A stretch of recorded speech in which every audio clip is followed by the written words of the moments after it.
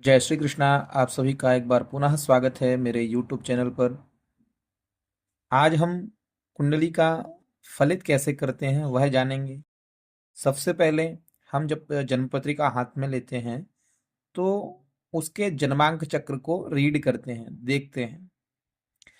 जन्मांक चक्र के 12 भावों का फलित यदि हमने सीख लिया तो आप ये बात समझ लीजिए कि किसी भी व्यक्ति के विषय में आप बड़ी अच्छी तरीके से, सरलता से उसके कार्यक्षेत्र, उसके व्यक्तित्व के विषय में, उनके पास कितना धन आगमन होगा, कितना व्यय होगा, किस प्रकार के उसका नेचर रहेगा, किस प्रकार से उसके संबंध रहेंगे अपने परिवारजनों के साथ में, अपने मित्रजनों के साथ में, सब कुछ आप समझ जाएंगे।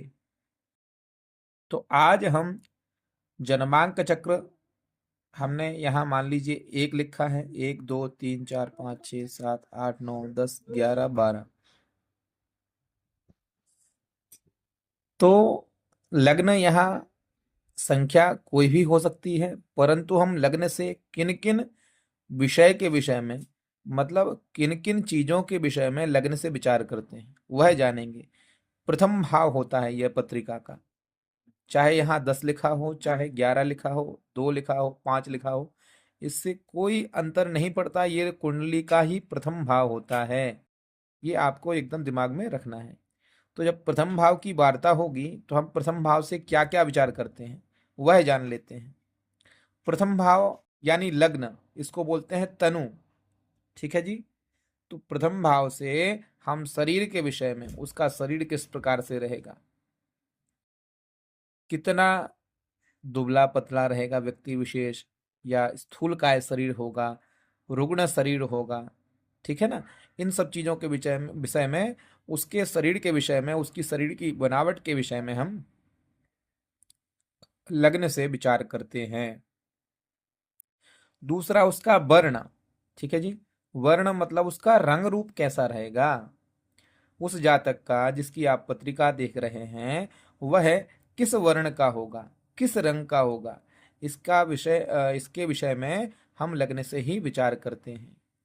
उसकी आकृति बनावट कैसे होगी, उसकी बुद्धि लक्षमता क्या होगा, यश, बुद्धि के लक्षण मतलब उसका कार्य करने की जो शैली है वह किस प्रकार की रहेगी, उसका यश, उस व्यक्ति विशेष का यश मतलब आप समझते हैं ना, सम्मान प्रतिष्ठा किस प्रकार की रहेगी, यह लग्न से विचार करना होता है। अब उसकी विवेक शक्ति, सुख दुख, प्रवास, तेज, प्रारब्ध योग, यह सब भी हम लग्न से विचार करते हैं। विवेक शक्ति आप समझते हैं, उसकी स्मरण शक्ति कैसी रहेगी, और वह सुख दुख उसको क्या जीवन में प्राप्त होगा। लग्नेश मतलब हमने बताया ना शरीर होता है, और जब शरीर का सुख व्यक्ति को प्राप्त होगा, लग्नेश यदि बलवान होगा, आगे चर्चा करेंगे इसके विषय में।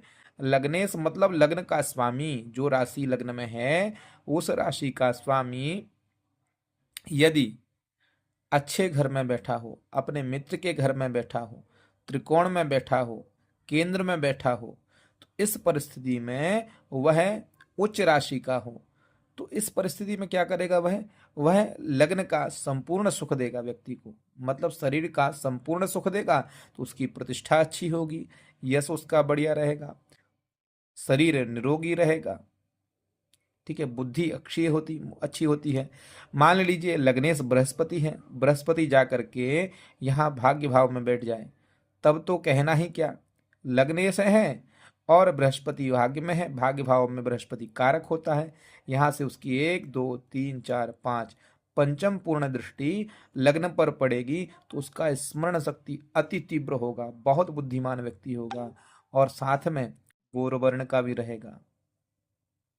अब ये डिपेंड करेगा कि अन्य ग्रहों का दृष्टि संबंध बन रहा है कि नहीं बन रहा है।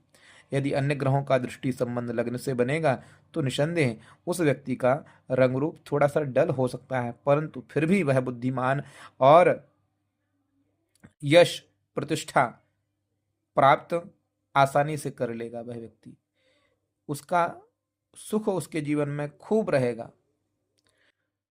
प्रारब्ध उसके, अब ऐसे प्रारब्ध योग के विषय में, तो ऐसा व्यक्ति प्रारब्ध मतलब पूर्व जन्म में भी अच्छे कर्म करने के कारण इस जन्म में मानव देह प्राप्त किया, उस प्रारब्ध उसका ये साथ में चलता है, तो प्रारब्ध के कारण उसका भाग्य आज प्रबल है, क्योंकि लग्नेश भाग में जाकर के बैठा है तो भाग्य को बहुत मजबूत कर देगा। ठीक है जी, आगे बढ़ता हूं। अब उसकी जिज्ञासा, उसकी कार्य करने की जो शैली रहेगी, वह किस प्रकार की रहेगी, वह किस प्रकार से विचार करने वाला, क्या सोचने वाला होगा, यह भी निर्भर करता है उसकी लग्नेश पर, लग्न पर। ठीक है ना जी। लग्न में मान लीजिए राहु विराजमान होगा तो निसंदेह वह कर्कश स्वभाव का होगा। ठीक है ना जी। अति चंचल स्वभाव का होगा, बहुत संशय करने वाला होगा। हाँ, एक चीज जरूर है, बहुत क्रिएटिव भी होगा। ठीक है जी। ये और निर्भर करेगा उस राहु के मित्र ग्रह के घर में विराजमान है कि शत्रु पक्ष में विराजमान है, अथवा किन ग्रह के संपर्क में राहु आ रहा है। चलिए आगे बढ़ता हूं। शरीर के चिन्ह के विषय में, शरीर में जो चिन्ह पाए जाते हैं, आप देखते हैं ना जी, कई बार तिर होता है, कई बार व्रण हो जाते हैं, घाव हो जाते हैं, कई बार आपने देखा होगा हाथ पैर बड़े विचित्र टाइप के होते हैं। तो शरीर के जो चिन्ह आदि होते हैं उनके विषय में भी हम लग्न से विचार करते हैं। अब ये दादी का घर होता है, लग्न से हम दादी के विषय में भी, दादी के साथ संबंध कैसे रहेंगे लग्न उस व्यक्ति विशेष के। ठीक है ना जी। दाती से कैसा उसका नाता रहेगा व्यक्ति विशेष का, यही पत्रिका यदि स्त्री पक्ष की हो, ठीक है ना, स्त्री पक्ष की आप कुंडली देख रहे हैं तो इस लग्न से उसके दादाजी का विचार करेंगे। ठीक है जी। अब लग्न में सबसे अधिक बलवान कोई ग्रह है तो वह लग्न में सूर्य सबसे अधिक बलवान माना गया है।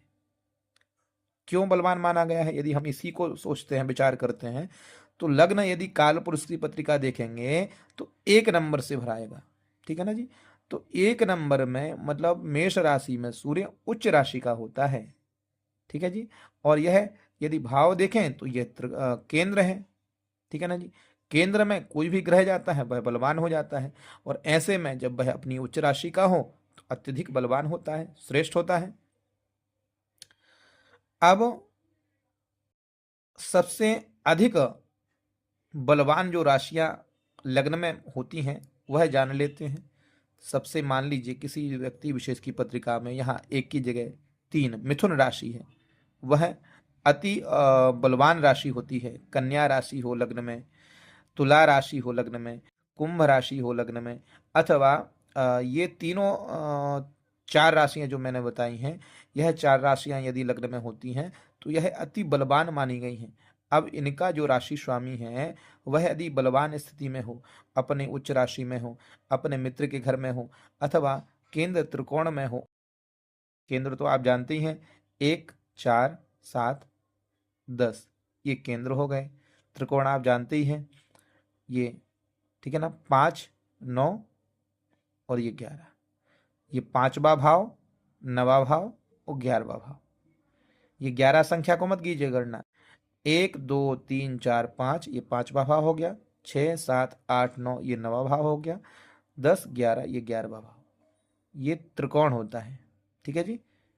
5वां भाव कुंडली का, 9वां भाव कुंडली का और 11वां भाव। ठीक है जी। ये त्रिकोण में यदि वह लग्नेश इन राशियों का हो, मान लीजिए बुध लग्नेश है, मिथुन राशि है, कन्या राशि है, तो बुध लग्नेश हो गया, और बुध जाकर के पंचम में बैठ जाए तो निसंदेह बहुत बुद्धिमान व्यक्ति होता है, बहुत एकदम वाक्पटु होगा, बुद्धिमान भी होगा, स्मरण शक्ति बहुत कुशाग्र रहेगी, तीव्र रहेगी, और वह किसी न किसी प्रकार से आप ये समझ लीजिए अपनी वाणी के माध्यम से ही धनार्जन करने वाला व्यक्ति हो जाएगा। ठीक है जी। तुला राशि हो जाए लग्न में, और उसका लगने से दी 5 ये आपको जो त्रिकोण बताए गए हैं इन त्रिकोण में विराजमान हो जाए, अथवा यहाँ विराजमान हो जाए सप्तम में, तब कहना ही क्या। सप्तम में यदि वह शुक्र विराजमान हो जाएगा तो ये समझ लीजिए कि उसको दाम्पत्य जीवन का, उसकी पत्नी का संपूर्ण सुख प्राप्त होगा। और सबसे बड़ी बात, पत्नी का सुख तो प्राप्त होगा ही, वह बड़े स्तर पर बिजनेस कर सकता है, बड़े स्तर पर ख्याति अर्जित करेगा। ठीक है जी। चलिए, उम्मीद करता हूँ आपको वीडियो बहुत पसंद आएगी। इसी प्रकार से आगे फलित की चर्चा करूँगा। आज हमने प्रथम भाव के विषय में चर्चा की है, कल हम द्वितीय भाव के विषय में, पहले हम भाव, ये जो 12 भाव हैं, इन सभी 12 भाव के विषय में चर्चा करेंगे। फिर लग्न में ग्रहों का फलित करेंगे, नवग्रहों का फलित करेंगे।